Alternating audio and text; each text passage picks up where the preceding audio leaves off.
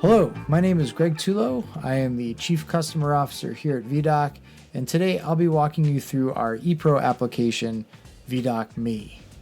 So Viedoc Me is an add-on to our core application. You don't have to use it, but if you're collecting patient-reported outcomes, I highly recommend that you do. There's all sorts of benefits in using ePro, from getting your data into the system in a cleaner, more efficient way, to reducing the need for source data verification after transcription from paper. So let's just get into the tool itself.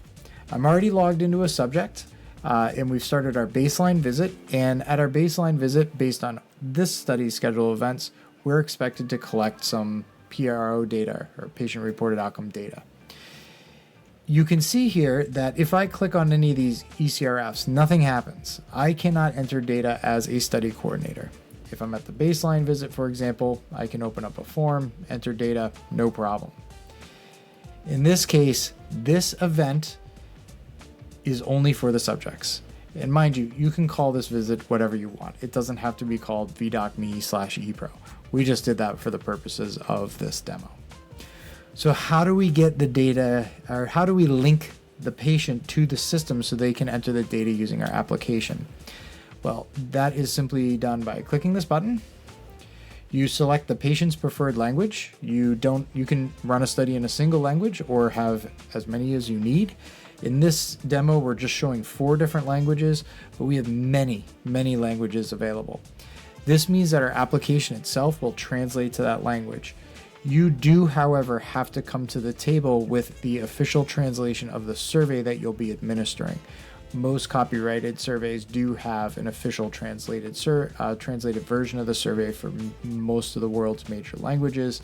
You do have to provide that so that the system can pick up that information and translate the question, text, and response options and all of that to the language. The system will not do that automatically. In this instance, we're going to go ahead and select English. And now you might be saying, why are we collecting personally identifiable information such as email address and phone number? Viedoc Me is actually configured to encrypt this information upon account activation, but the system itself holds the decryption keys and can use this to send patient reminders and initial login credentials directly to the email address or phone number. The Viedoc Me application is a web app, so this will work on your Mac, your PC, your iPhone, your Android. Just really any connected device that's running a modern web browser will work. So in this example, I'm going to use a phone number. This is my preferred way of being contacted. And I'll say, yes, sure, send me the reminders via my text messaging system. Don't send it to emails because I just ignore them. So I won't even give you my email. And that's perfectly fine. When I click Activate Account, you'll see that that phone number is encrypted.